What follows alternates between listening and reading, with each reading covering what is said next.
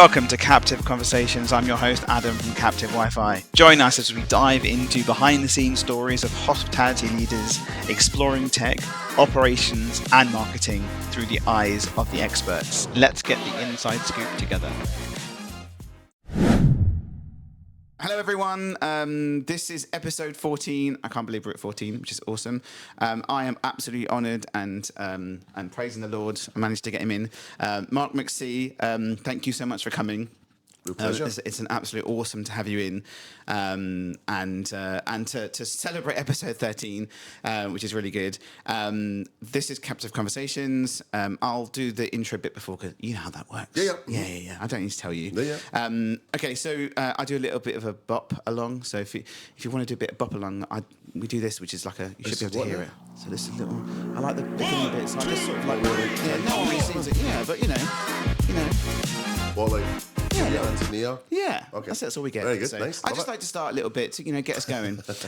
Awesome. Okay, so we have two questions from the last guest, which I did share a little bit late, which was from William Connors from Noble Group, and he was his. I mean, when it comes out, you'll love it. His story is awesome. I mean, really awesome. Nearly as good as your story. Okay.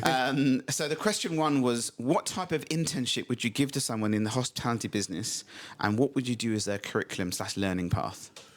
Yeah, I think it's a great question. I really thought long and hard about this, actually. I really wanted to give the best answer I could. So to me, and having been in hospitality for a bit and being operational side as well and working in businesses, I think the best internship you could give someone is one that makes them want to love and stay in hospitality. So I think where people start with internships are how cheaply can we get this person? Can we get a body? Can we get a dog's body? Can we get them to do dog-like work?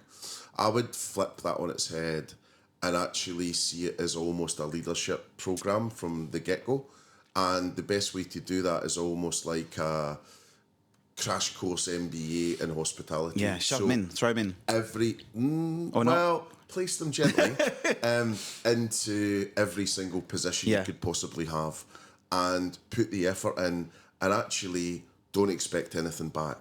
So, don't say, it's an intern for marketing and we need them to do our Facebook because we can't be bothered anymore. Or, do the little thing in accounts, whatever. I think one of the best places I worked for that was Barclaycard. And yeah, of course, they've got more money and all that stuff. But it was just really well structured. There was more like a graduate program, really. But I think that's the kindest, best thing that you could do is get them in the kitchen, get them front of house, get them working in accounts, get them working with property, get them and just expose them to it all. And it doesn't need to be in one go. Sure, you could set aside some time for some tasks you really need done, but I really think it's about you giving rather than receiving at that level. And then if we are creating leaders one at a time, in 5 years' time, 10 years' time, it'll be worth it if all these businesses are doing that. And show the love as well. Interesting point on each role. A colleague of mine they call them directors at Gaucho, right? But he came the GM of Piccadilly. Right. And they do a 3 months start. And you start as pot wash. Right. And you do every role in the business all the way through in that 3 months. Makes sense. Which I thought was just a genius. Because at the end, everyone's got utmost, because he was washing pots in the beginning. Everyone's got the utmost respect for him. And he came out of that going, like, wow, that was amazing. Yeah. He knows everything now. Like, he doesn't have to scream at someone because X, Y, and Z is not done. He understands each process. Yeah. That on its own is awesome. So I think what you're saying is quite similar. So and just a couple of things on that as well. I definitely would say the pot wash is more important than the CEO. Yeah. And, it's like a lot of businesses when I worked in insurance, the receptionist was the most important person in the building. But also, I was going to post about this on LinkedIn, but I didn't want to cause any issues. I try and be positive on that, really. But I saw some boss that went back to the floor, right? And he was like, my team is out in the venues working. No, they're all your team. Everyone. And also what ground my gears slightly was that he was wearing stuff as if he was going to a meeting, or he should be wearing safe stuff, not suede brogues or whatever it was. Yeah. So I don't get that. I think that you should never ask anyone to do anything that you're not willing to do yourself or you've done before. And also, it really made me feel so sad that the intent of the post was so good. Yeah. But it is a bit like, look at me, I'm washing some dishes for one night. Yeah. It's like Rishi Sunak filling up petrol. And, you know. Yeah. So I think there's an awesome American TV show where there's CEO of a big group goes in and they sort of disguise him a little bit. Undercover boss? Yeah, that was it. Awesome. That's how it should be. Yeah. Send them in, Proper. no one knows, pot wash, interview, the whole process, and then they really approlate it. Yeah, because I worked at Our Price years ago as a kid, Our Price Records. If anyone, well, we're old, but I'm older than you, I think. But yeah, and it was one of those ones that we always talked about. The area managers must think that the air smells of polish. Yeah. If you knew, you're all phoning each other's shop going, right, Lorraine's coming. Oh, God, quick. Yeah. And that's what we did, So, so I think there just needs to be a lot more humbleness. And, people in higher positions are maybe a bit more privileged and maybe get slightly higher education, But again, it is almost that politician thing. If you can't connect with all the classes within your organisation and all the generations, you're probably not. I think that's where you see other businesses excel, right? Because they're part of the people. Okay, question 2. Mm-hmm. In your mind, what is the next big thing to hit the hospitality industry / market? Which is a big question. Well, it is. I guess I was interested in the phrasing of it. So, is it hit as in a blow, or is it hit as in a smash hit? I think. Well, I don't know. I mean, feel free to decipher. I've got options. Oh, I like it. So, I just wondered which axis it was on. Yeah, I think he means big hit, but I mean, I'm happy to. Well, there's good news and bad news. I mean, I think hit as in a blow. Yeah. Don't see costs coming down in the next wee while. Customers are going out less. They are being extremely choosy about either value for money or a blowout. So if you're in the middle, I'd be really worried. And if you're in the middle and mediocre, I'd be super worried. Lack of staff, which we'll come on to, hospitality rising, I'm sure. As I say, mediocre brands will be gone. And then loved brands and single product obsessed brands will win the day. Yeah. Then in terms of trends hitting the market, I think African is still a sleeper hit. Yeah. I'm really excited about, Nigerian food and Ethiopian and things like that. So that's going to be super interesting. Korean still doesn't feel like it's had its day yet. It doesn't, does it? But I hope it does. Only chicken. Fried chicken seems to be like the big thing, Korean fried chicken, but no, not the rest of the. Yeah, the rest of the dishes. And I think there's a great dish called tteokbokki. I think it's called. So it's like double TBOEK something. So it almost looks South African in terms of how it looks. But it's like filled rice cakes that are almost like penny pasta filled, but they're like gnocchi. Yeah. And it's got this burn your mouth off, blow your head off, spicy sauce. It's just unmatched. And it's dead cheap, so I think that'd be cool. Continued rise of delivery. I think it's just going to go up and up and up and up. It's interesting now that the delivery platforms are now offering the deal. So my wife 2 days ago was like, oh, she goes, well, we do it a couple of times a week. So, on the weekends, whatever, or if I'm busy. Yeah. And she was literally tied into it. They're doing cashback now. They're doing guaranteed, because at the moment, you go to some of them and you doesn't get the right meal, you don't get the refund. It's so difficult. And it's really interesting to see on that now, trying to get you into that subscription service. Yeah, and also the diversification of it as well, because now they're selling electronics and all these things. So, I think that's going to be super interesting because it's just easy. I'm interested about CBD, the rise of CBD and coffee replacement stuff like the mushroom stuff and all that. I think that's going to come. Yeah. I mean, whether it'll be huge, but it's going to be part of it. Obviously, bubble tea is just going to be everywhere. And it is now. It's exploding. But I think it's I hope not. In your face. Yeah. But I think... the mainstream brands like Costa and Starbucks, and once you start seeing it on their menu, it's already in some of their menus, right? Yeah. So that's really interesting. Rise of flexi eating, it's just going to get more and more. And then I really am wishing for a really good tasting low alcohol wine. Yeah, me too. And it hasn't happened yet. I 100% agree with you. I've tried the ones that are out now, and they're not good. So my wife, she stopped wine and just went to she was like, right, I'm going to have a dirty martini, just need that mouthfeel. Yeah. And now she's like, actually, I'm going to stop all of that. and I'm going to go, and we've literally been buying, no word of a lie, literally the Stripe style like vodka replacement. Some of them, Kylie Minogue does like a alcohol-free wine. It's terrible. Right. Yeah. And there's just literally, I think we're on like bottle number 7. Still, I think there's a red wine she's got that's not bad. I will say, beer-wise, Modelo has an alcohol-free. Oh my god, it's amazing. Decent. Was it Modelo or was it the other one? I don't remember. But there's some really not. I mean, there's obviously the usuals. So beer's doing really well, but wine is. It's hard to do. But I'm still hoping. Yeah.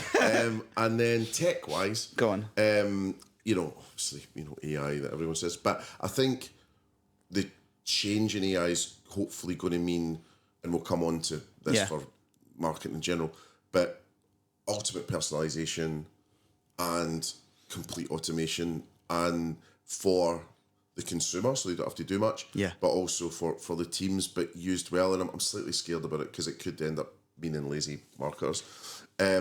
Voice, I think, is so underutilised and undervalued, and I think hospitality brands need to get their head around voice, and they've just ignored it. I don't know.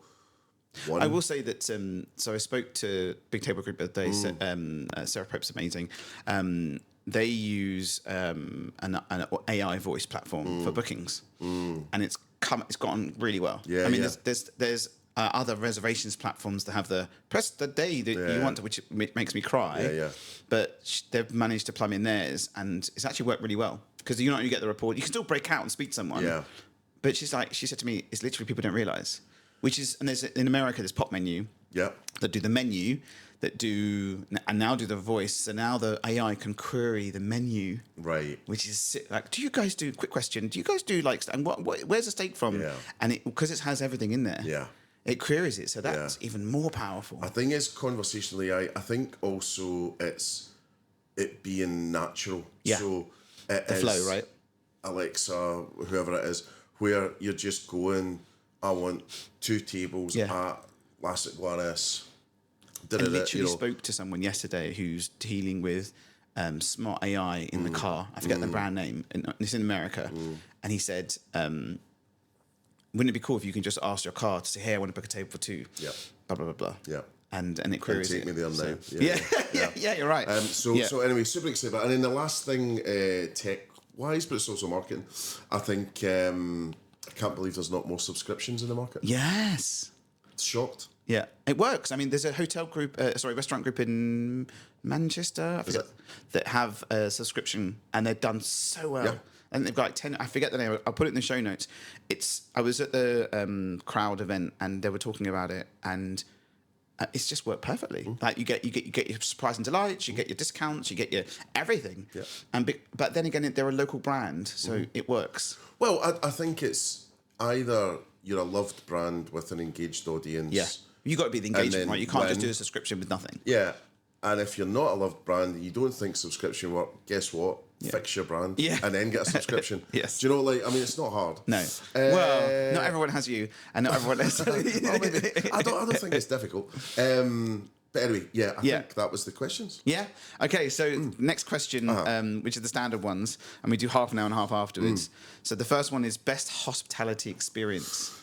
So I thought long and hard about this as well. And actually, most of it I was going, I'll get let down there. And that was okay. That was all right. Best hospitality experience by a country mile is Red Carnation Hotels. Okay. Just out of this world. So is that the hotel? Is that the Z Hotel group? No, or is it different? So Red Carnation's 4 and 5 star hotels internationally. They've got one at they've got Rubens at the Palace, which is Buckingham Palace. They've got 41. They've got the Edgerton. Okay, I know the group. So high class. So quick story about that and why it is. So basically, I sat in for a year as sort of CMO sort of thing, but it was light touch and just making sure that the team were so capable. I didn't really, need to do that much. But very old fashioned business. So you'd go in and it feels like something out of like Downton Abbey maybe or something like that. And total respect for everyone. One of the best places to work ever. All the amount of concentration on the staff. But anyway, so I went as undercover person, like not boss, but and I went to Mystery Diner. Mystery Stair. I went to the one that's near Royal Albert Hall. Oh God, Jonathan will kill me. Can't remember the name of it. Anyway, so coming along to that, and I'm in a taxi. Yeah. Taxi shoots past it and turns the corner and drops me off. And I think it was maybe even raining. Anyway, door guy opens the door. What comes to the taxi, opens the door, and says, "Hi, Mr. McCulloch, how you doing?" And I was like, well, he maybe said it more posh than that. I was like just dazzled, on the ropes, just going, what? Yeah. And I was like, I'm great. How are you? You know. So get that, and how's your journey and all that. So went in, same thing happens again. Concierge says, "Hi, Mr. McCulloch, how you doing?" I'm just going, what is this? Like, do they know? Or went to desk, same thing. Then checked in. Then went down the hall. Remember, a housekeeping said, "Hello, Mr. McCulloch." And I was like, then I went into the bar and they said, you want a drink, whatever. I said, well, I'll have a gin and tonic. We've got 32 different gins, let me tell you about them. Right, okay. So you start going through all that, you get that.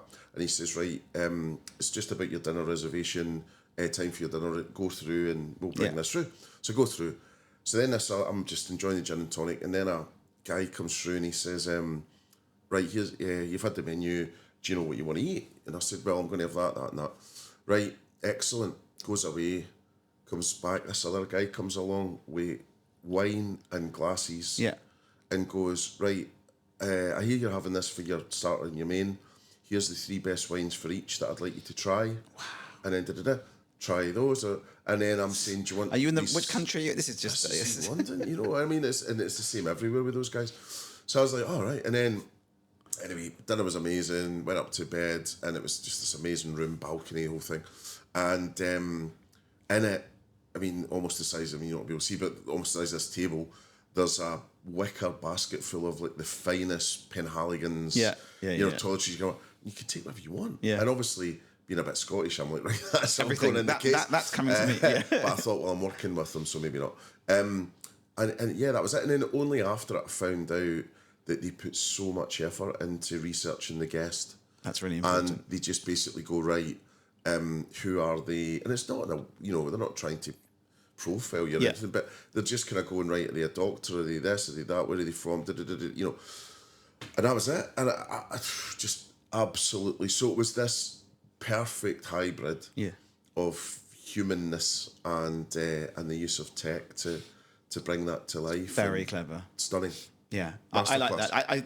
The only thing I've had something similar, it would not staying, but I went for a meeting at the Broadbrick Hotel in Soho. I've mentioned this before, and I went there to meet the head of IT. He's awesome, and chatting away. And then a couple of weeks later, I went back. I didn't. I just waved to the guys, and they rated me by name. Yeah, because I've only been there once. Yeah, and that was just like. Mm-hmm.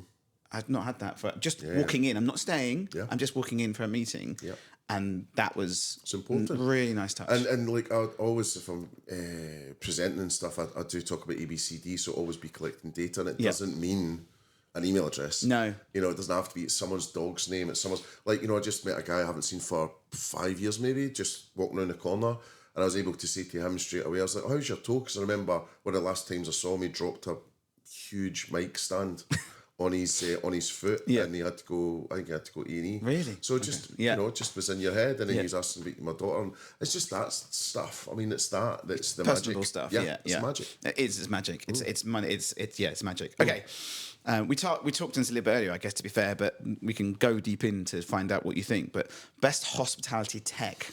Yeah, I mean, I guess I'm not super aware of it in a way. I'm just using it like customers mainly. What's your favourite one then? Like what you used, like if you go out to a space? Yeah, well, I think there's two. So I think Seven Rooms is absolutely phenomenal, and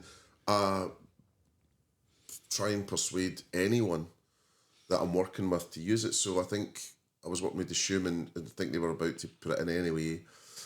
Black Rock Restaurants, they put it in, and there's a few others, but I always try and because it's just the most seamless. I agree. That I've ever seen. Have you seen the new booking page now? No. So it's now released. I don't think so. Maybe I have. So it's a new widget that just released. I was at their event last year. And I thought, was it last year? I think it was last year. Shift, and I took a picture of it and WhatsApped it to one of people. So it's a much very different layout rather than that hard exterior. They've got grown up a bit now. Yeah. But now they have a CRM as well, right? So it's going to be interesting. Yeah. And, you know, so I think there's that. And then the only other one that stood out was Gail's loyalty scheme. Yeah. You know, Vita Mojo, you know, do a lot of the back end and that. But it was more the hybrid nature of, again, humanness and tech, where I went in one of the times to Brighton, it was a Sunday afternoon, and it was kind of raining and a bit rubbish, and they were, you know, shutting up shop and whatever. And I got my point and you know, all the usual stuff, and that's fine. But on the top of that, they said, look, we're just closing up. Do you want a few treats, or do you need a loaf or something? And I walked out like it was Christmas at Macy's. Do you know what I mean? So that is nice. Brilliant. And coming from Pret, you know, I love to see that in other businesses, and then it's no surprise because Marta is ex-Pret, so you know, it's no surprise that the family tree lives on. So I love it. Yeah, that's nice. There's a Black Sheep coffee just up here on Great Portland Street. Don't like their coffee. And really? No. Maybe because it's just it's Robusta. Yeah, it's extra strong. They do the other one, but oh, have they got the other? Oh, okay, they never used to. Yeah, I haven't been for a while. Yeah, so they've got. Also, I'll say in a marketing note. Yeah. Please, Black Sheep, change your strapline. Because it says leave the head behind. Leave the head behind. Yeah, leave the head behind. That's the website. No, or is it a different? No, is it? Just leave the head behind. Is it? Yeah. But they're sheep, which is a flock, no? Yeah, and everyone follows sheep. Yeah, so I'm confused. I'm on a bit of a trip on straplines today as well, because I saw a thing at the football last night that just I saw your post. More than a brand, Hisense TVs and stuff. Yeah. More than what is it? Yeah. What is it? Yeah. Phones, maybe. I don't know. A lifestyle. Yeah. You know, it's like, come on. Messaging, especially on a very expensive banner. Who signed that off? They should be more ashamed than the person what wrote it. And then the other thing is, could you imagine that review? Because I've done it many times in my career as a kind of semi-creative, and you whip you do the Mad Men moment of whipping it and going, ta-da! And then just, you know, it was the whole room standing up applauding it more than a brand.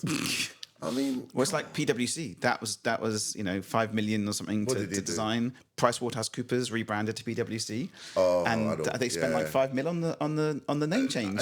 Please send those briefs to me. I'll give you my email address. Accenture, which was Anderson Consulting back in the day. I remember, yeah. They got they asked someone internally. They did a whole competition internally for the business for a new name. And they got Accenture. Accenture. It's a great one, though. Great name. Yeah. So, but I think you're right. Flock in hell or something. Yeah. So before pandemic, I used to get the train. So I would come out for Great Portland Street, get my coffee, and when we started to work from home, obviously, because we have QSR brands still running, so I'm still working. After about a week, I had the worst headache ever. Like the vein in the back of my neck was throbbing, and I was being detoxed from having Robusta coffee. It's crazy. However, I know I'm saying that. I mean, that's a personal thing, right? But but what I really admire about Black Sheep is smart property buys from other businesses. You really swoop in and they get their everywhere. Yeah. I think they've just launched Glasgow as well, which is great. And they've got 4 or 5 in Dubai nearly. Is it? Yeah. Oh, yeah. But what they've done really well, like Grind have, is straddle that day-night thing. And absolutely hats off to them for that. Absolutely. We work with both brands, to be fair. So I think I give Grind good props. They've done. Yeah. But they killed it through COVID because they had the pods already. Right. And they were compostable, I think, already. Yeah. So they literally scaled. I mean, literally like crazy. I mean, now Hello Kitty licensing. Yeah, I just see that. Yes. To be fair, I nearly I could have showed you earlier. Okay, I digress. Okay, so this is going to be a 5-part serial, isn't it? We've got a lot to talk about. It might be. There is a lot to talk about. Yeah. But it's good. It's good. Come on again. Yeah, with pleasure. Yeah. We'll get you next. We'll have your takes on the week. Hot takes. Okay, so I want to go back in time. Let's do it because this is really interesting. So we're going to go back to the start. So where did you start? Where did the love for marketing come from? And then we'll talk about where you can talk to me where it started, because some of it's really exciting, but where, like, what was it like? Yeah, well, Little Mark. well, this feels like a therapy session. Well, you know, what would 8-year-old Mark do? So I guess something that's in my mind actually, and it was really occurred to me now, was my first exposure to brand was my very cool Irish grandfather made me a metal car garage. So everyone else was getting the Fisher Price ones. I had this bespoke thing that he'd made, and it was just one of my most dearest things. I think it's still at Mum's loft. And but within that, all the petrol pumps were branded. Wow. There was like all the Castrol GTX, STP, Golf. Yeah. You know, almost all the Tag Heuer brand things, you know. With all the stickers were on it, Esso, Shell. So I think just that I've just come into my head. I don't think I've ever spoken about this before. So I think that was my first exposure to brand, and I loved it. So I was young, but I knew those brands and you know, from super young. Yeah. And then through school, I was actually, everything was pointing in the direction of being a mechanical engineer or actually wanted to be an artist, right? So I wanted to go to art school. I didn't do as well in my standard grades as I should have there, so I missed the chance. So it was either going to go into illustration, technical drawing, or I was going to go into mechanical engineering. So I went into kind of mechanical engineering for a year, and it was hard, and I just scraped to get in. But also I found women, music, drink, all the rest of it, and you know, the drinking in the student union when you shouldn't be. So I failed that first year. I had resets, and then I just we have something in common. I failed my first year at uni as well. There we go. You've done all right. So I sat and I just thought, do you know what? I don't think my heart's in this. But my dad gave me good advice, which was, because he was a diesel fitter for boats, and he said, work with your head, not with your hands. He goes, you know, it's been a hard life for me working with my hands. Try and work with your head. You know, and great advice. Yeah, and I think that's sweet of every generation trying to make the next generation, you know, have an easier life maybe. So anyway, did that. And then my second choice was always marketing.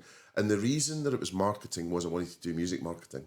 Okay. So I worked on our Price Records at the weekend, and I was fascinated how at the time the music business worked, where I'd be putting in posters about the next week's releases or whatever. I'd be changing the chart, you know, all that stuff, which was a hard job sometimes. Wasn't digging roads or anything, but you know, it was a lot of effort and thinking. So you did all that. The visual part of it had to be right. Yeah, you wouldn't want to. If you go into any other record store, and it wasn't set right, you wouldn't have sales. No, exactly. So it's hard. Yeah, it's hard. I get it. I was really into that detail, and so anyway, I was fascinated how a song at the time, not so much now, but a song at the time, you would basically hear it a month out, and you wouldn't be able to get it like you can now. No, you'd be recording on your tape player. Yeah, Bruno Brooks and all that. So you do that, and Steve Wright and everything. So you God bless him. So you know, you do all that. Quick favour here. I'm just taking a quick break on the podcast just to say I would really appreciate if you can click the like or subscribe button. That helps us grow. We're very new, and I would really appreciate it. And on with the show. And I was just fascinated how it was the pre-release, the radio play, and then I was seeing it physically coming in, you know, pre-promoting, then in store, then orders, then I was physically selling it. You know, I was there when it was the Oasis and Blur battle on that week, you know. Love that. There's many reasons why Blur won it, by the way, and it wasn't because of the song. There was a lot of tech issue stuff. So anyway, that was that. And actually there was a price and master stroke by them as well. That's why they won. So I think from that point of view, I was sold. So I used to have an old teacher, Mr. Gillis, who weirdly we're now best friends with his niece, who now lives in Brighton. Wow, it's just that's really weird. Three degrees of separation. But Mr. Gillis is away now. He died, unfortunately. So, but he was my guidance teacher, and he went to our Price, used to order jazz records from me. So I chatted to him, and I says, look, I'm out of mechanical engineering. I'm going to do music marketing. Yeah. And he said, don't do that. And I was like, well, I've got it all set up. And he's like, no, don't do it. He goes, do marketing. Yeah. and then you can do whatever you want. If you want to do wonder bras or widgets or whatever, he goes, then you can do what you like. Genius advice. Great advice. Thank you. And then I went to uni to do marketing, but I went to a slightly crappier uni from Strathclyde, where I was at Mechanical Engineering. Went to what was called University of Paisley, but the cool thing was it just changed from being a college into university. Nice. So they were throwing money at it. So we had like Harvard lecturers come over and teach us and stuff like this. And we had what was the other thing? Oh, we got to do research projects in year one. You usually don't get to do it to year three. And then I did my year at IBM, and then I took a pass. So you had a year out at IBM? Oh, yeah. Sweet. And then I took a pass, so you didn't have to do your honours. In Scotland, you could just take a pass. And then I had a job lined up. I'd done this through uni as well. I was running student marketing for NME, Loaded, Melody Maker, Uncut awesome. Magazine, Music Magazine. Loved Loaded. And there was like Loaded was like fun. It was a great mag. It was really great. It gets a bad rap. In fact, it's just been re-released. Really? There was a special edition came out, 30-year edition the other day. Elizabeth Hurley on the cover. I'm hoping to get Tim Southall on, who was the editor at Loaded. That would be awesome. On the podcast, because it'd be nice just to do that. But there's a website, so it's a digital play. Yeah. Our Price is back as a digital play as well. Yeah. So it's very interesting. I don't know how long they'll last, but there's a Loaded documentary coming out in September. That'll be awesome. So yeah, so that was my first foray into it. And I think there was 30 people on the student programme that I was part of. Went for the job, and then I'd performed best, so I got the job. That was it? I think I had my last exam on a Friday, and I moved to London on a Sunday. Wow. Yeah. So then, did you not go back? Did you finish the degree? Or you just got a pass. So I did. Oh, as in a part, as in like you passed, as in okay. So I thought you meant as in a, you could pass it and then go back. No. So you did year one, year two, sandwich year IBM, year three, and then you could have done your honours. Dissertation, But I was like, I've got a job. Yeah. I left after two. I failed my first year. I did computer science information That's management. a good one to do, though. Very boring. Yeah, but good though. But I failed my first year, and then they were like, "Well, you've got enough points to do your second year in NHND." So I did that, got a distinction because tech is easy for me. And at the end, they were like, "Do you want to do the degree?" And I was like, "No, I want to get a job." Yeah. So I just left. Fair play. Yeah, but that's amazing. So so you basically left with that, and then down in London. Down in London, had a massive panic attack before I could. I remember watching the Adam and Joe show on Channel 4 that night, and I didn't know what was wrong with me. I thought I was having a heart attack. Yeah. I was from backwater Scotland, and then London did swallow me up. I did about 8 months, 9 months, and then as soon as Where was their office? so IPC Yep. were in Waterloo. Yep. I worked for an agency called Get Real, who were in Chiswick, and we were their agency for student marketing. Okay. But we also did the Independent. So I had like a meeting with Janet Street Porter when I was like 23 in Canary Wharf and stuff like that. It was amazing. She was so nice, by the way. I saw the Loaded editor, Tim, getting carried into a sausage and mash restaurant. I never saw someone carried into a restaurant before. I've seen people carried out. So that was kind of cool. And we also did like the Viz and 14 Times in Bazaar. I remember the Viz. God, So yeah, it was just such good fun. We did a Lucozade variant called Solstice, which was up against Red Bull as well, because Red Bull's student marketing program is best in the world. So Chiswick, and then we saw Ant and Deck at the pub, and I swapped papers with them. Which was a bit nicer than Central, right? Because I mean, Central London I was wouldn't have minded it. I think that's one of my big regrets. I never did London properly. I did about 8 months. I stayed in the city at first because I just happened, managed to get a room there with my ex-wife's auntie. Had a spare place, which I think weirdly is now Deliveroo's head office, where that building was. Really? Yeah. And then I did that for a month, and then Chiswick, and then came home, my tail between my legs. I felt like I'd failed, and I got a job with an insurance company, corporate insurance. So literally, you went completely 180. You literally came back. Yeah, well, I just had to. I was running out of money, running out of confidence. I really felt swallowed up. It was hard, hard lessons to learn, but I think it makes you stronger. And then, I did corporate insurance for a year. I learned so much in that place, about presentation of yourself, about being proud of the company you work for, representing the brand, no compromises, no excuses. You know, it was a really hard place to be. I mean, you'd look at your nail. I mean, I always keep my nails short. Yeah. But you'd look at your nails, and if there's a little bit of dirt, you get sent home. Really? Yeah, if you weren't allowed a beard at all. Not even if you committed to it, you weren't allowed a beard at all. God, can you imagine that nowadays? Yeah, and then you always had to be suit and booted. Suit and booted. Yeah. I always had to be first person in the office. I had to be last person to leave. So it was like a boot boy position. Yeah. But it was good, and then it went under. Yeah, exactly. And then it went under. They'd reinsured, allegedly, I think. They'd reinsured the company in 2 or 3 markets. So there was a bit of dodgy stuff going on. Some of the board went to jail. And then we all lost our jobs, like, instantly. Yeah. And then I lied to my parents, actually, and told them I had a job down south. And I came down to, where my ex-wife was. Yeah. In Milton Keynes, Leighton Buzzard sort of area, and started again. Yeah. So what did you do then? What was the next one? Well, there was a couple of little ones, which was like I worked for a motivation agency, which was really good to understand how that works, how to motivate. It's actually quite interesting because the little pieces of nuggets that you've done has really adjusted your brain from getting the confidence in insurance, right? Understanding brand.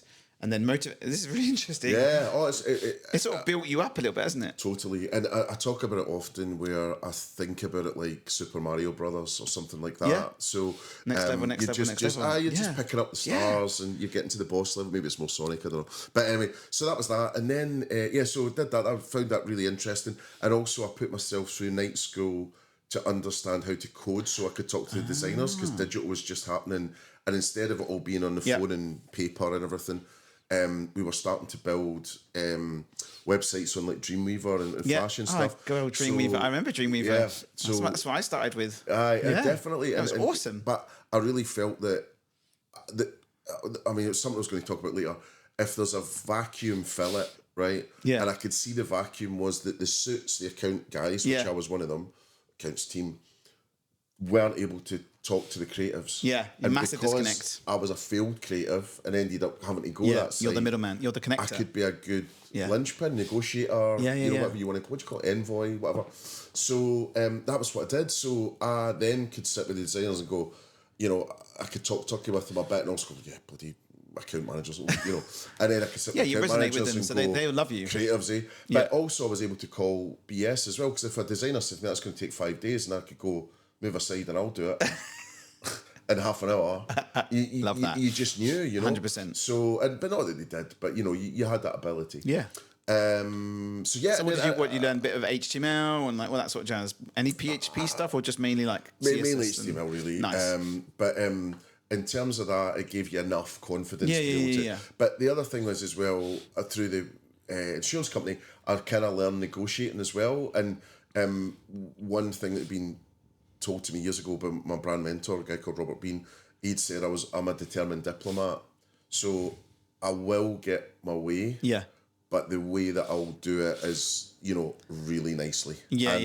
And it'll be their basically. It'll be their idea. It'll be their idea. Yeah, but not to be nice manipulative or anything like that. But it's just like I can sort of, I'm a good negotiator. Yeah. You show them the light. Yeah.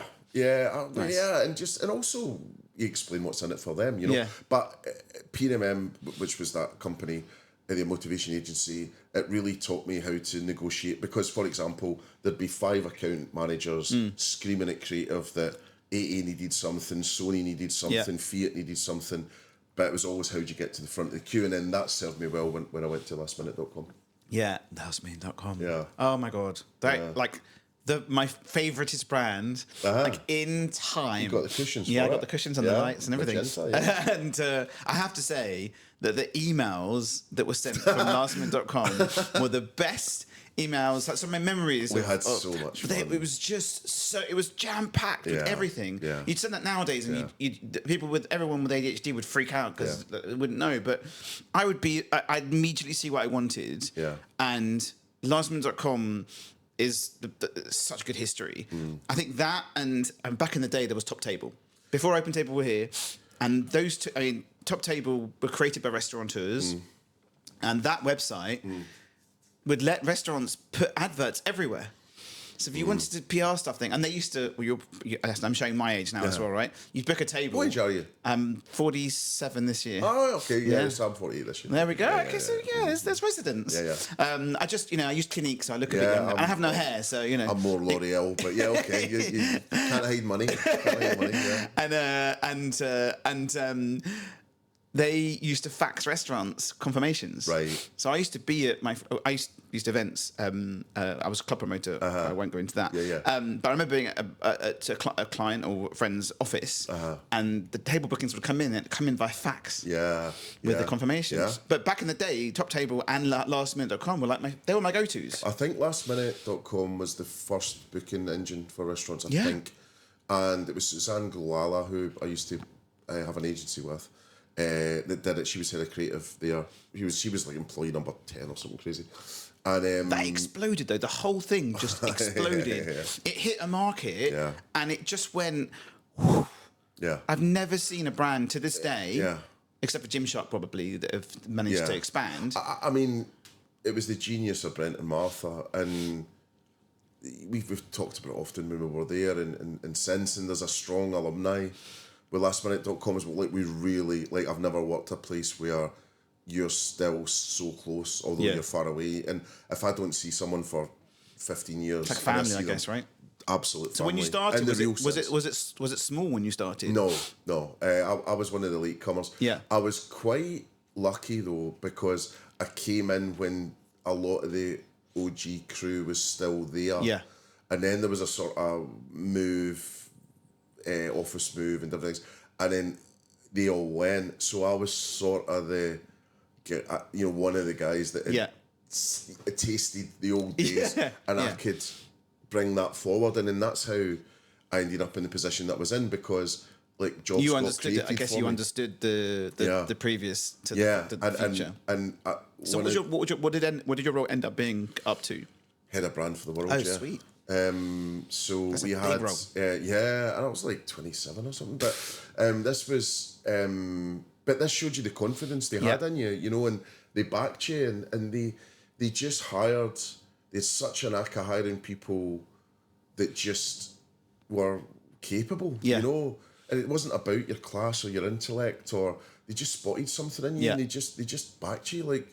And it was a madhouse at times, But I think, just with those roles, I was working in the experiences, so like Red Letter Days bit thing, and then I get brought in to do a position, and I'm so thankful forever for the guy called Matt Hart, who's now at Hollywood Bowl, which is one of the best bosses I've ever had. But he created a role called Lifestyle Brand Manager for me, because what was happening was lastminute.com was becoming too much of a holiday company. And that was never what it was meant to be. It was everything at the last minute. And then I was in this really fortunate position later on that I had personal time with Martha Lane Fox and Brent Hoberman, and they would keep me on brand, or I would say to them, we're thinking of doing this, and they would. And Brent's words to me, I think, when I got the bigger job was, if you don't get arrested doing this job, you've not done your job. And it was that. They gave you a license to just go for it. And we did crazy things. Like, I mean, some of the things I didn't do personally, but, back in the day, we created first-class tube carriages where there was, like, air hostesses serving champagne, get your nails done and all that. They did crazy stuff. They covered all the statues in London in pink. I worked on this. We built the first beach in London in Finsbury Square. 400,000 people went through it in a few weeks. I ended up on GMTV and BBC News and all these things. What was the other one? Oh, we did a blow up church in Leicester Square for Valentine's, pink church, and it got I think it was like 100 couples got married, and we had like actors that were like mother-in-law, and just. Yeah, I mean, the brand awareness was. I've not seen anything like it. Yeah, ever. It's sad kind of where it's at now, because it's I mean, we talk about it sometimes. Facebook, like all of us, if we had the money just to buy it back and make it great again. Yeah. Well, to be fair, I was listening to a podcast in the US because Fishbowl's now rebranded to Fishbowl. and fishbowl is a fishbowl. As what? So originally, fishbowl. Have you heard of fishbowl? I know fishbowl. Right. So it rebranded as a different name. Oh, I thought you said rebranded to fishbowl. No. So the new guy came in, changed it all, rebranded to a complete different name. I forget the name. I don't even know it. Yeah. And I was listening to a podcast. So the original owner, I think, has come back Right. and to help them and so on. And fishbowl's now fishbowl. I remember fishbowl was the first CRM that plugged into OpenTable, right? We used it at Sushi, yeah. Right, and they were apparently the first people that did the birthday reminder email. Oh, maybe, so it could be. And back, they weren't fishbowl for a very long time, and then they sort of went downhill, and now they're back as fishbowl. Yeah. And I remember it. And there's so many people out there. So it's legacy brand. It's those brand that if someone was to take lastminute.com and bring it back, there's so much could be done with it. Yeah, but the reason fishbowl failed with a lot of companies as well, it just didn't adapt, and it took too long to get things done. And when I worked in Yo, for example, like everything was like, in 15 minutes time we need to do this, and it was like, oh well, it's going to take 2 weeks to do that, and you're like, do you want to speak to Robin Rollins, but anyway, so that was lastminute.com. I was there for about 5 years, I guess, and apart from our price, actually, it was hands down the best job I've ever had. And then from there to Barclaycard. What? Barclaycard. Oh, Barclaycard. Okay. Yeah. Didn't love it. Didn't love it. Bit of a different job style, right? Again, I learned an awful lot. Yeah. I learned how big businesses run. I learned that it's you're hitting corporate, right? Yeah, and it's a slow juggernaut of a thing. Yeah. I think when I joined, I got some letter with the join, and the letter almost said, I mean, I'm paraphrasing and probably being too sensitive, but the way it read to me was, you probably won't make much of a difference here. You've got one hand on this big juggernaut, treat it with respect, whatever, but, and to me, I was used to going idea, execute, idea, and this was idea. Board. I need to ask boss. And also I was, straight into the top people at lastminute.com and my marketing director and all that. And you'd access to them, but this was 7 people between me and the CEO, and it was like you were going to see King Prince Charles. When you were doing that, it was just so. Yeah, I mean, experience. There was a lot of corporate bullying going on, and things like that. So yeah, but the advice I got was go and eat your greens. Yeah. And you'll feel better after. So I think it was about 18 months there, I think, and. Big projects. That's nice on the CV. Big projects. You did well. Yeah, I think so. Mental health didn't, but yeah. But I think big projects. Rebrand of Barclaycard. Yeah. I think there was a Sonic as well. We did the water slide ad. The guy going through launch of contactless. First ever contactless. That's big.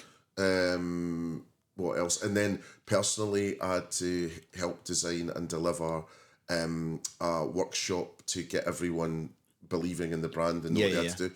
So that was like 180 sessions over so many months around the world, and it was me personally facilitating. Oh, really? Well, what was quite funny was I was doing the budgets, and there was a lot of budget cuts because it was just after recession. Daily Mail were coming after you. We can't afford to outsource. You're going. So I had this £85,000 for facilitation, and my old boss Gary was really tough, and he basically goes, "See that line there? Yeah, can you scratch through that?" And I said, that's for facilitators to do you're doing it. I said, I'm not a facilitator. And he goes, you'll be an effing good one before you're finished. And he was right. And to be fair, he was right. I've seen you on stage, man. He was right. So he absolutely, you got straight into it. I learnt a lot. Yeah. So anyway, so that was it, and just was desperate to get out. And then I saw, I mean, it's no disrespect. I mean, each to their own, but it's not a place for me. It's corporate. You're not corporate. It's not really that. And then, I saw a job ad in Marketing Week for Yo Sushi. Amazing. And I wrote them a ransom note and said, help, I've been captured by a bunch of bankers. Please help. And, that's awesome.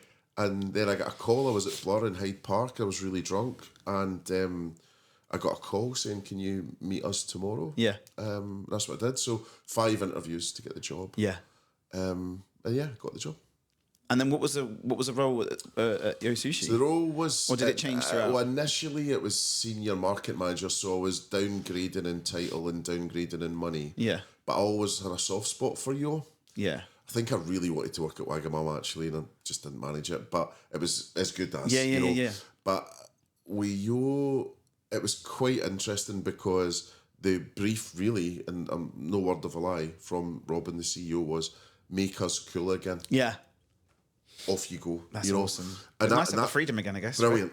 Right? And I did have that freedom, you know. And I think I really, you know, resonated with the brand. I really integrated with it. It still is an awesome brand. Yeah. I don't think they should have taken the sushi out, and I don't like this belt thing that's going on at the moment, and also it's so expensive. But yeah, I mean, when you did they have the travelator when you started? oh or not? yeah. But the new belt thing is the belt doesn't work as a belt now. No, you order and then it gets sent to you like that. That's right? breaking the concept. Yeah, It just doesn't. My brother's ex, she's a very small Chinese lady. This is a long time ago. Chinese lady, stunning, like thin as ever. And I went to Yo Sushi in just off Leicester Square with her because she was in town. Yeah. Let's go for lunch. It was like cool. She was so cool, and we'd sit there. She was a shoe designer. And we sit there and we'd eat, and I'd probably have like 5 or 6 plates, maybe 7, because I'm powering through. Ooh. And she would have like 18. And her whole mentality was it's not a race, it's a marathon, because that's how she's been taught. Right. And she was like literally like, and so they looked at her, they saw the plates, and went, that can't be you, and took them away, because. She was literally tiny, super thin. You wouldn't know, and she powered through it. And she goes, "This happens to me all the time." Yeah. I was like, "Okay, well, I'll pay for my 8." Yeah. But that was surely that's better selling. Yeah. Well, I think we saw that a lot, and not being. It's like the cheese bar now. Cheese bar's taken the travelator, and you can take it off in $7 market. Well, I think the belt never moved on, and I think tech was such a big part of Yo Sushi that I think we could have done more with it. Yeah. But there was fun stuff, when you press the button, it was, I love that. And then and you had the little things going around as well. Yeah, like little odd those little bits. robots and stuff. That was awesome. And then the robots, that was way back. And then they were on the tracks. And then what happened was, I think they crashed into someone in a wheelchair or something. Oh. And then it was like they had to take them out. I love those things. Yeah, they were amazing. But I think with Yo, it was meant to be this sort of random madness, basically, and the brand DNA we got to was all about wow at your fingertips. So it was really meant to be this explosion of taste, sights, and sounds and all that. I think if the Brighton one's in to go by, it's lost its mojo a little bit. But yeah, and then just on the Asian thing, in terms of eating habits and stuff, we started something called Sumo Sundays just off Oxford Street, because that site didn't do particularly well on a Sunday. I ended up being, a great performer by doing that. But what we found out was we'd say, look, it's 2 hours, go at it. Yeah. And as you say, stick thin, plates high. But what they were doing, which then we had to change the rules, was they were not eating the rice. So they were just eating all the expensive. Yeah. So we had to see if there's anything left, you have to pay for it. Yeah. Which was a shame. I think that's fair. But I think the most I ever saw, I think maybe somebody sent it in. It was like 35 plates. Wow. I think some in that I region. could do that. I reckon. Not now. Back then, I think. No, just sashimi. Yeah, couldn't. Well, that'd be interesting. But yeah, so anyway, that was it. But we really embraced tech there. Was this before? This is way before Vita, right? Or way before. Oh, this is 2009. Yeah. So we. What was the POS? What was the tech stack? What did they use? Do you remember? Christ. No. Because it was more over just still collecting plates, right? You were still doing the plate collection. Yeah. I can't. It did change in the time I was there as well. God, I can't remember. But we, in terms of marketing, I have memories of taking my kids to Brent Cross Shopping Centre. Yeah. And they're 14 and 16 now. At like 2, they were eating salmon sashimi at Yo Sushi. Great. And then sitting on that bar grabbing, and they would grab. Well, that was the advantage, I love because if you had kids with you, Yeah. you could eat instantly, and it's not this keep them amused colouring book, pre-iPad, it was just you could just sit straight and, away. Take it. My kids loved it. Yeah. Oh, it's a great I miss place. it. We went to the one I took them. Now they're obviously a lot older. We went to Blue Water and we went there, and it was just so different. Yeah, it was like ordering and waiting. The mojo's gone. No. I mean, they really need to fix. Well, it's up to them, But I've walked. The last time I was in, I walked out due to cost and due to just lack of atmosphere, really.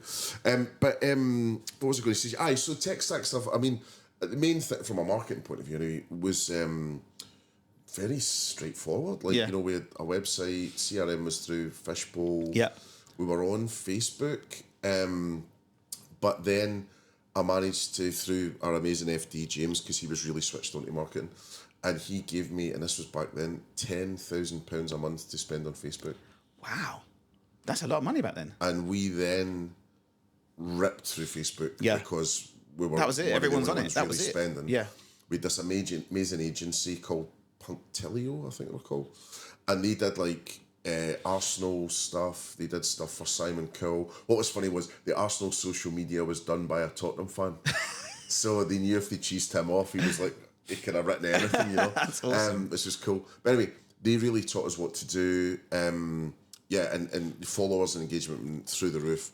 We were then cited as the most socially engaging restaurant brand in the world. Wow. Then we also, I came in as we were halfway through a web project, and coming from lastminute.com, I was really in my wheelhouse. So worked with a great agency. I can't remember what they were called now. They were in Bedford.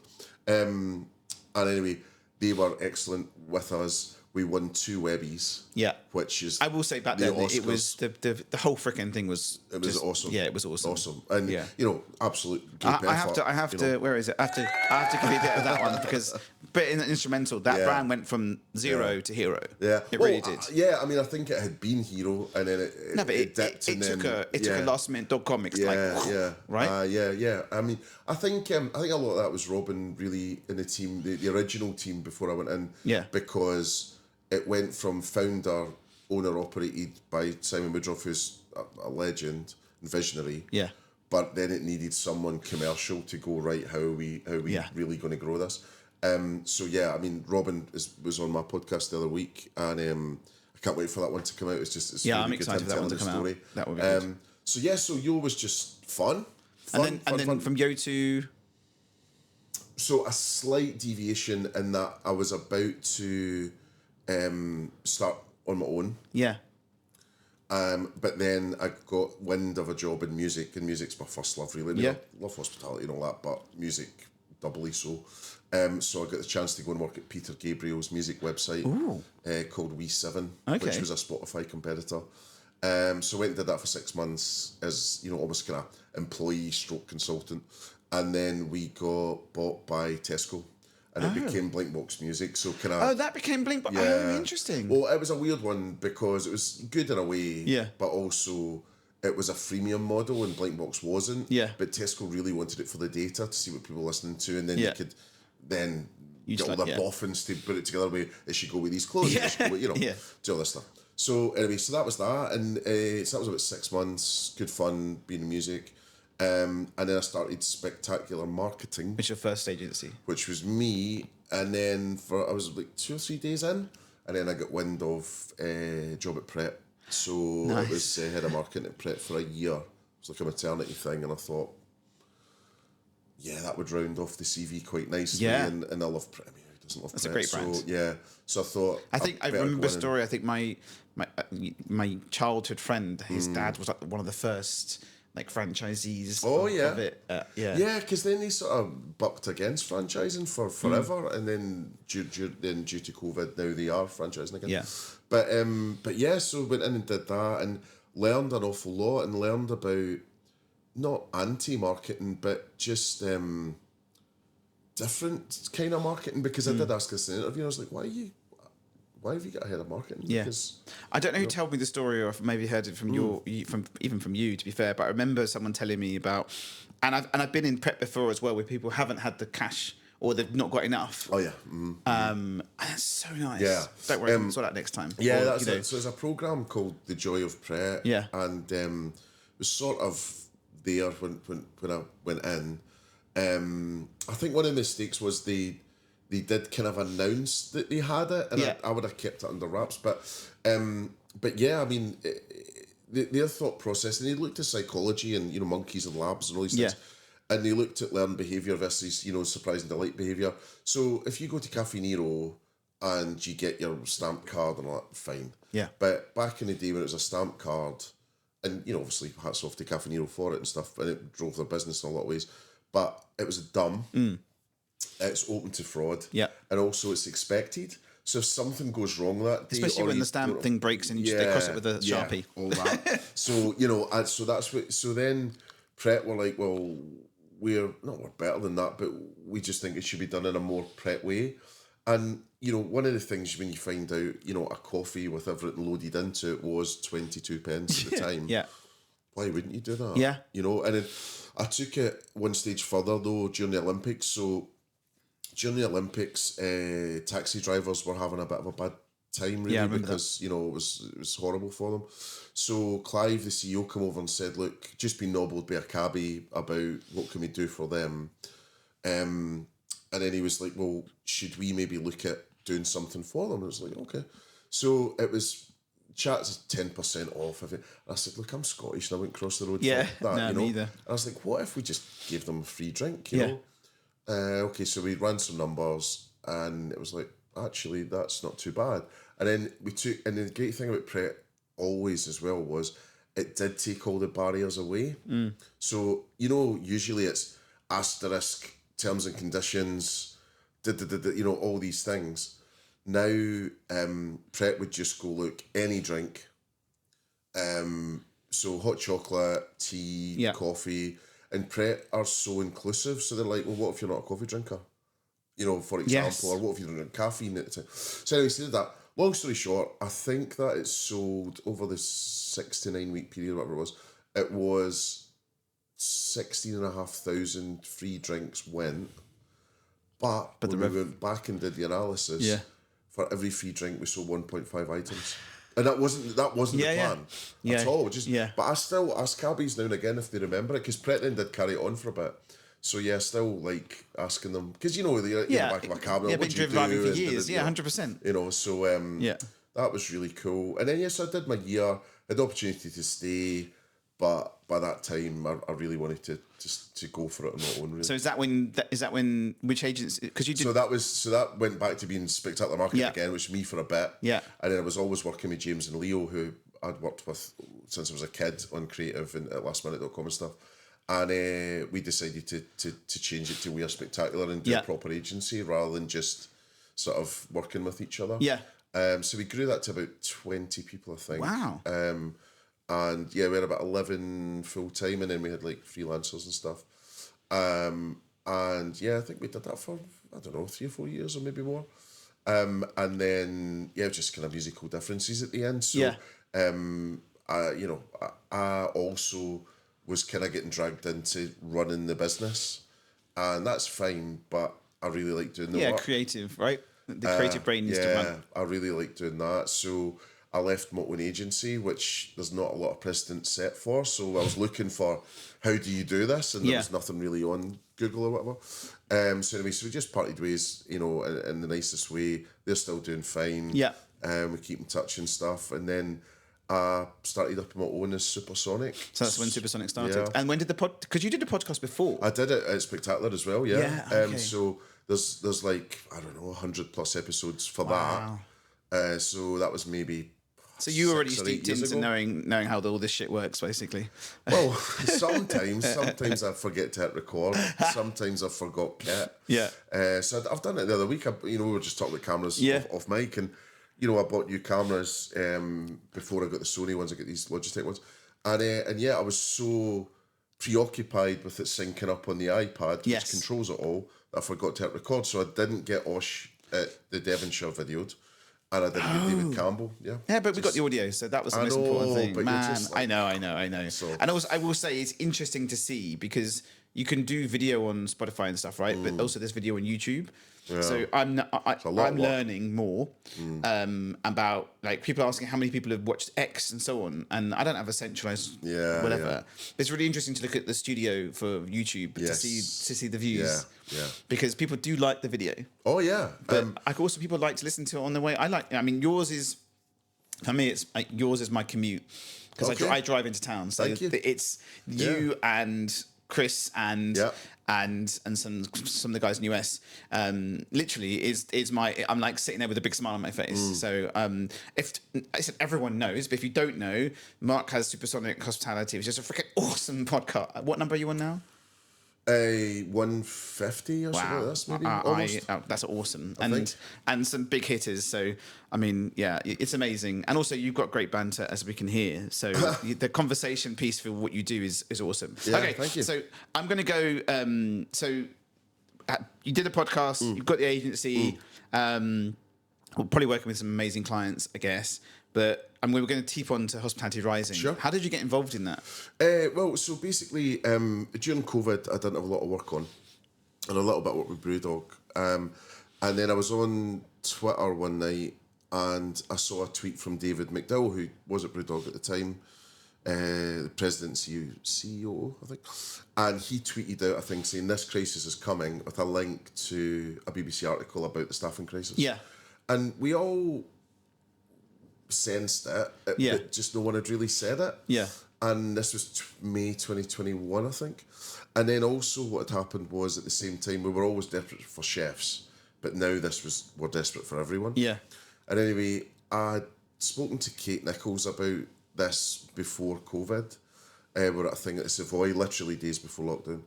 And I've got to credit her with it really, where she mentioned something about Army be the best for hospitality.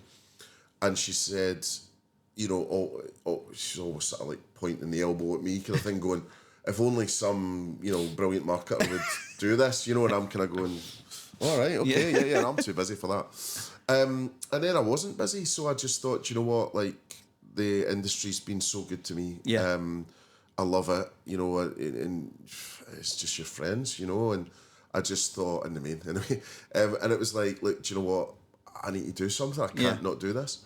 And that was it. So David and I. You guys were on billboards, and it was everywhere. Yeah. So, what was cool? A couple of things happened. So David then had to step off the project because there was a lot of trouble at Brewdog, and they need to go and sort that out. Also, if we're promoting how good it is to work in hospitality and there's some stuff going on, then we can't, So anyway, it ended up being me. Yeah. But then I took a lesson out of Red's True Barbecue's book, where they hired like a superstar board. Yeah. So I just phoned up all the best people that I knew and said, would you mind being on this board? And they're like, absolutely. Yeah. So I had like Kate Hilton. Your little black book, basically. Yeah, it was. I mean, some people I didn't even know that well, but they were just really into it. David Campbell was our chair. David McDowell was kind of there in the background. Kenny Blair at Buzzworks. Kate, obviously, and Emma and Steve at the trade bodies. So anyway, what then happened was I was starting it, and it was like, right, how are we going to fund this? Yeah. We're going to need £5 million, really, to be serious about this. So anyway, we went out to market, and then there was lots of, I'd like nice to idea. be in, but yeah, let's see who else comes in, and we'll maybe come in. Yeah. Or we're just doing it ourselves and we're fine. And it's like, well, even if you are, this isn't about yourself. No. This is about the industry. A bigger picture. So anyway, some people in, some people not. And then we raised £1 million plus from a pricing model, which was £10 per employee per year. Yeah. And then if you were huge, then there was a sliding scale downwards to make it easier for you. Because someone like Whitbread would have been 300, 400 grand, and they're not going to give you that. So, but they gave us an absolute load, and they were our biggest supporter, actually. So thank you to them. Thank you to everyone that did it. So anyway, so that was that. Then it was like, right, what we're going to do with this? And then brilliantly, one of my old network, a guy called Julian Douglas, who I worked with on an electricity brand called First Utility, or an energy brand. And he was just starting as the chair of the IPA, so the Institute of Practitioners for Advertising. And he went in there like a dose of salts and said to them, right, we've got to show the power of advertising. We're going to take 3 or 4 case studies and do it for free. Yeah. So basically, we were one of those. So it was us, it was the food banks with the supermarkets, the UK sherry industry, I think. Anyway, it was an initiative called IPA 10X, and what we got from that then was the best people at Ogilvy, the best people at DCCP, the best people at Forever Beta, who were Amazon and Google's lead creative agency, and Oh, man. So back to Army Be the Best, we got the main guy who did the insight for the Army's most successful campaigns in the last 10 years. Wow. He did the strategy for it. Wow. It's a guy called Matt Waxman. and Siobhan as well, and worked on it as well. So yeah, and we had Rory Sutherland, right? So Rory, it calls me Rory, Yeah. with him just giving his time for free going, and he still had some great ideas as well that we never executed, which were things like get your friends to apply in groups. Yeah. Because it's less intimidating. Yes. You know, things like this. He's genius. So I love him so much, yeah. So anyway, so that's what we got. And then we got this amazing creative. We liked the idea of this live fast, die young thought and the cadence of it. Also, the colour scheme, the logo, it just really stood out really compared good, to doesn't just it? generic. Yeah. There's very generic stuff you see. It was so eye-catching. Yeah. I have to give you all props for that because it was there. It was a brand that was there. It was freaking awesome. Yeah, no, really proud of it. Yeah. Probably best thing I've ever done, I think. And, you know, but that was forever beta and the talent that was there. So there's a guy called Paolo who's now maybe at VCP or something like that in or one of these big agencies in Spain now. But he was the real vision behind how it was going to look. And that typeface was just coming into fashion. So it's one of these ones that you see it and you hate it, and then you're like, oh, wait a minute, it's because I haven't seen it before. Yeah. And now loads of people use that font.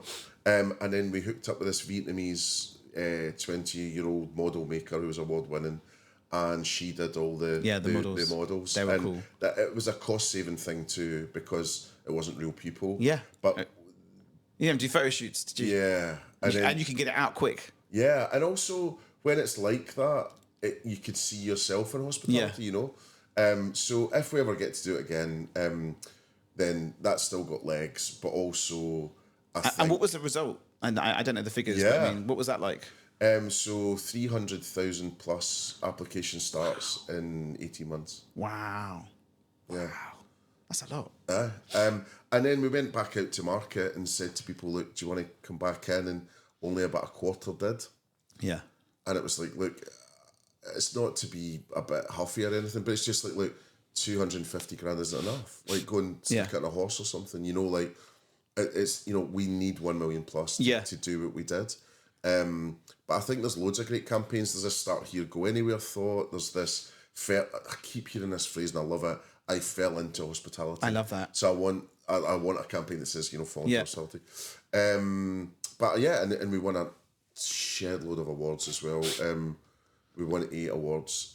We won best launch total. Wow. Not just yeah. So this was from the DMA. We beat like who else was in that category? Like ITVX and Paramount Plus. You know, it was unreal. And then in November, I've been put up. I'm in the shortlist for Great British Entrepreneur. Oh, congratulations! So that's in November. Yeah, amazing. So we'll see. But it's on pause at the moment. I said to everyone, look, if you want, you still got the brand. It's still this there, to right? happen again. Yeah, we're here. Yeah, but I don't want to flog a dead horse. Yeah, I get it. And also, I did see something that brought me out in a rash the other day, which was someone commenting in Propel about how we don't talk to young people enough and stuff. And I was like, man, don't even get me started. So don't go down the rabbit hole. Yeah. So okay, so one of my other questions really here is how you've seen it change. This is a marketing question. So how you've seen marketing. I mean, I quite like using 2 decades. I've been in hospitality tech for 2 decades. You've been in marketing for 2 decades. Yeah. So you should never say the years. You should always be the decades because apparently it shows you breadth and depth. Yeah, never the years. Okay. But yeah, how have you seen it change? I mean, it's the whole industry, especially hospitality, it's changed massively, no? Or do you think it's still roughly some bits that, like... I mean, I haven't seen marketing change dramatically only because I was always in e-com. Yeah, okay. So I grew up at lastminute.com. It was second nature. E-com was years ahead, right? Yeah, so I think you were lucky being steeped into that. Well, for sure. Because hospitality is like way behind. Yeah. It's still behind. Always behind. So I think, so, you know, if I'm being a bit facetious, I would say I haven't really, just because every day I'm adaptable to change and I'm excited by it. And I think people freak out and they overthink it. Oh, TikTok, it's just another channel. Yeah. Learn how to use it and use it. You know, But also, your camera is now a smartphone, right? So you can whip it out. It doesn't. So there's a guy in America you should join. It's on Wednesdays and Fridays. It's digital hospitality. And it's a guy called Sean Walchef. Right. He's got an awesome community, and they're very much about storytelling. That's one of the reasons why I'm doing this, because they're like, you should do a more video. Absolutely. And he was like, literally, just doesn't have to be polished. Yeah. No. It doesn't need to. You don't need an agency to do you. Get your camera out and just show the kitchen, or show your brand, show you. It's story, and people love it, especially with UGC stuff, right? They love it. So I think that's the change I've seen more. If you've got the gumption to do it. Yeah. I mean, look at Fallow. Fallow are just killing it. So I mean. Yeah, but they're in a small minority. Yeah. So if I was getting ranty about this, I'm still amazed that hospitality brands just haven't got this licked yet. Yeah. I don't think the guys are getting the training. I don't think they're getting enough support. They probably don't have enough budget. I'm not talking huge budgets, but but when you look at it, I don't think anyone in hospitality should look at any other hospitality brand. They should be looking at e-com, porn, gambling, Tesco, Temu, Shine, Sheen or whatever. That's how you do it. Octopus Energy, that's how you'll learn. But I think, as I say, I'm amazed that it's all just little tactical things, and it's like painting a wall. Don't you want to give people like a little boot camp? Splash. You should do a little boot camp. I think you should do another little boot camp. I'm doing a boot camp. Yeah, more. I need more. Well, it's only if people will pay for it. Yeah. But yeah, I mean, we've got a boot camp. 18th of July. I don't know when this is coming out. But this is for Propel. We do it every year. Amazing. On social. But yeah, there's a whole world out there, and I think because there's like the masterclass things that chefs do, and you go on LinkedIn and social, and there's chefs teaching you stuff. I mean, so Jonah at Blend, he's got an awesome training thing. Wouldn't it be awesome for you to have a section in that of just UGC training, and they could just buy that bolt-on. Yeah, I mean, I'm going to put you. Have you met Jonah? No. Okay, I'm going to introduce you to Jonah. He's developed a UGC style training platform. Yeah, which is awesome. Yeah, because one of the things he said to me when we spoke was, if we're teaching to make a sushi roll, and the chef goes to you, just say you make it, and you go, have you got it? Yeah, and you haven't got it. Yeah, and then they leave. Yeah, then you're teaching 15 other people how to do it wrong. Yeah, but you can go back on your phone and look at hold on, how do you do it? Those sort of questions. And I think you could really do a cool little the crux of marketing. I wasn't sure if I was going to mention this today, but I might be working on that at the moment. That's awesome. I'd pay for it tomorrow. To be honest with you, it will be ready tomorrow. But I've hooked up with James Haken. I feel like we're two half decent marketers in the hospitality space, and we are designing almost like a mini MBA for hospitality marketers. That's amazing. That's amazing. And also it means that people can do it whenever, right? Yeah. That's amazing. Yeah. So working on that right now. Yeah. I appreciate that because it's needed. People are busy. Yeah. Right? Yeah. And not everyone can get to it. And I haven't had the time to sit down and write it, Yeah. So that's what we're working on right now. And that's exciting. Think it will be huge, So I think so in terms of this, what have I seen change? I think it's like TV channels almost. It's very fragmented now. There's lots of things you could do. There's lots of things that you feel you should do. But there's a great Scottish phrase of stick to your knitting. Go back. Never mind. Everyone starts at tactics. Go back. What's the strategy? Yeah. So sit down, like going to the doctors. It's just like going to a doctor's and going, I'm not well, and he just points you on the knee and says, I'll give you some knee cream. And you're like, I've got a sore throat. So we never take the time to do that. Go back, diagnose the problems, the real problems of the business, what's going to make the biggest difference. Also look at some research. We do not do enough research in hospitality at all. And it's the easiest industry to talk to customers. Yeah. I don't understand or even your competitors. Everyone's open in hospitality. Yeah. We don't do it. Yeah. Then you get into and it's Mark Ritson that talks about this, the holy trinity of STP. So before that, obviously know what your brand is, your DNA, your brand codes, all that. So STP is segmentation. Segment the whole market. Forget you for a minute, just what's the whole market. Then target, and then position your products and services against that. And then you start going, right, what's my high level initiatives? Then the tactics, but everyone's like, I'm going to do TikTok. I'm going to do this. I'm going to, But then it just falls off because they start and then they get too busy. Well, and also it's not the marketers leading the conversation. The marketers are just the doers. Yeah. And it's the ops or the CEO, and then CEO come in and go, my 14-year-old daughter thinks her TikTok's crap. I could give two shits what your 14-year-old daughter thinks. Yeah. Unless she's my target market, with all due respect. I remember being on a conference call once, and I think I said to someone, I don't give a shit what your wife thinks, and she was in the background. But, it's you cannot be personal. No. It's the worst mistake a marketer can make, which is, I think. You know, you can't do that, So, so before you do anything, do that. And then you get into all the digital marketing. So what have I seen the changes? I mean, I think there's a huge change coming with AI influencers that are models, and you're going to be able seen to... them. They're making a killing now. These guys, the agencies have created... you've got brands like Gucci just sending them a picture, and then you've got AI. It's been transmorphed onto this AI. Mental. But I think what it means is you're just going to have to be. It's like being at a casino in Vegas. You can't just be good at blackjack. You're going to have to be good at blackjack and craps and this and that and machines so that's all I see it. It's just you need to look at each channel, and then I always talk about this as well, which is I think the difference between, let's say, X and TikTok isn't even the difference between English and Japanese. It's dialects of, you know, and you've got to respect that. Completely different messaging on all different platforms, right? Yeah. And don't think you can just go onto TikTok and you'll be great. Yeah. Because you won't. Yeah. And I keep pushing. It's so different.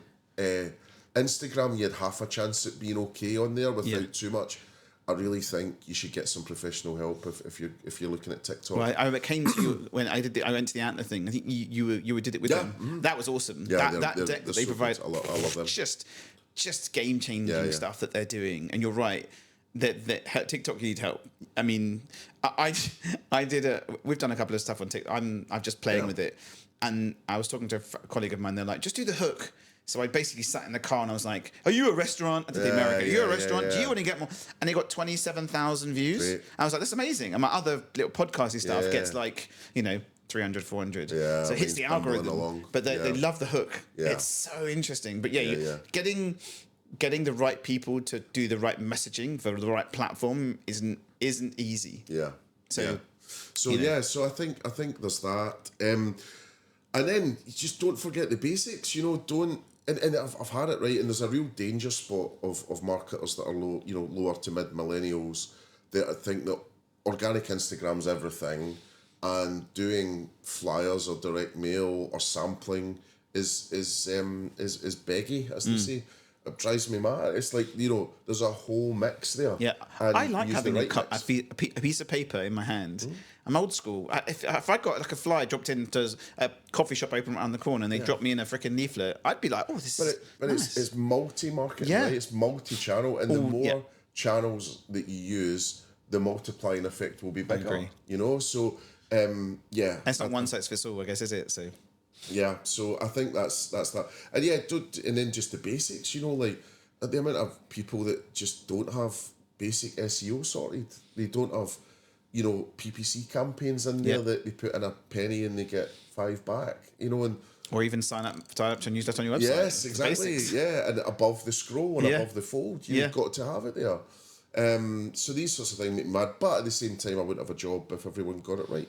So little things. That's okay. Okay, so we're near the end, which is amazing. Okay. And you're gonna have to go soon. So we're running through time. This is awesome. There's so much. I'm gonna run this through Opus. There's gonna be some great clips for you, by the way.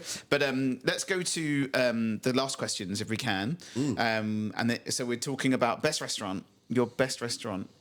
Yeah, I mean, so one of the best restaurants I think ever was in. I think it was called Daiwa in Tsukiji Fish Market in Tokyo, and I got taken there at like 4 or 5 in the morning. So we'd just been to the tuna fish auction, which Westerners don't really get into. Wow! So I was really lucky to see that. It was really magical. And then couldn't believe the size of the tuna as well. they're huge. And they were going for like £18,000, and you know, it was mental.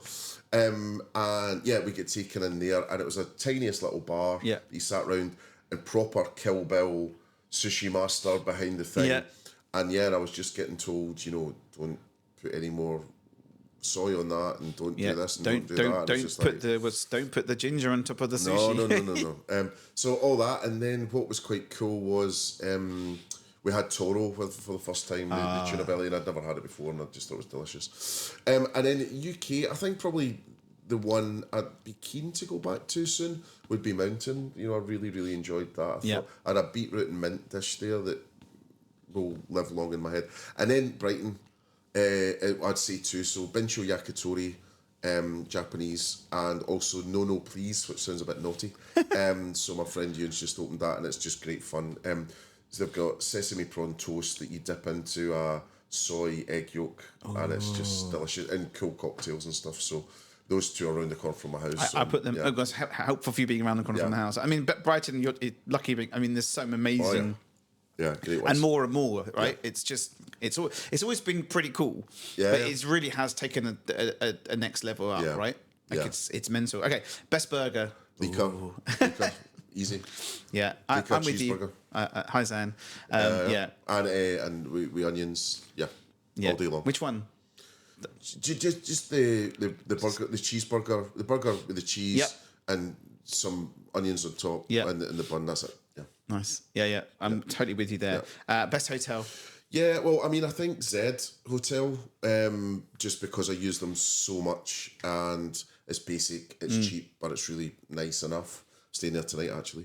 In terms of a couple other things, Ace Hotel that was on Shoreditch High Street. Yes. I had such a great time there for They're my cool birthday bar one down year. there. It's away now, isn't it? Yeah. Was it now? No, I thought that didn't have a bar in the hotel. Oh, maybe, yeah. Oh, yeah, downstairs. Yeah, downstairs. That was a cool bar, Yeah. But in the room was acoustic guitar. Oh, sick. Record player, vinyl collection, Smeg fridge with beer in. And then I had a big balcony as well, so I was really lucky that time. But what was cool was when you check in, they give you a plectrum for the guitar. I love that. Well, yeah. That's cool. A nice touch. Yeah. Did you get to keep it?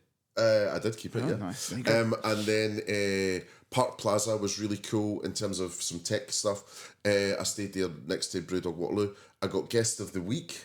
Oh, nice. Or Guest of the Day, or whatever. And I was like, what does that mean? I'd only ever stayed there once before. Anyway, gave me a penthouse suite. Shut up. With a huge balcony that you looked from the Houses of Parliament all the way around to the city. Wow. And also they had in-room WhatsApp, which a lot of hotels do, but this actually worked. Yeah. And I did it as a test, but I did everything through it. Yeah. Room service, can you open the balcony? Nice, and it worked. Yeah, I struggle with that sometimes. I mean, when it doesn't work, it just annoys, you know. Okay, so we're coming to the end. Oh, yeah. Go on, is there more? No. Okay, coming to the end, I'm going to give you a quick... So thank you very much. Thank you. Yeah. And we have two questions for the next guest. Could be anyone, marketing, operations. We've got some awesome people coming in. So yeah, 2 questions for the next guest. Do you have any Ned rolls going? No. So what hospitality leader do you admire the most and why?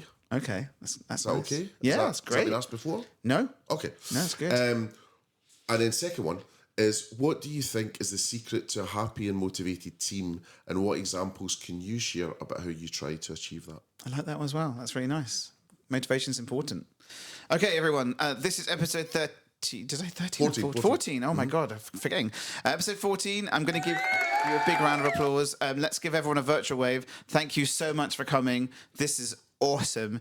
I want to release this tomorrow, but I can't. So, but yeah, thanks guys, and see you next time.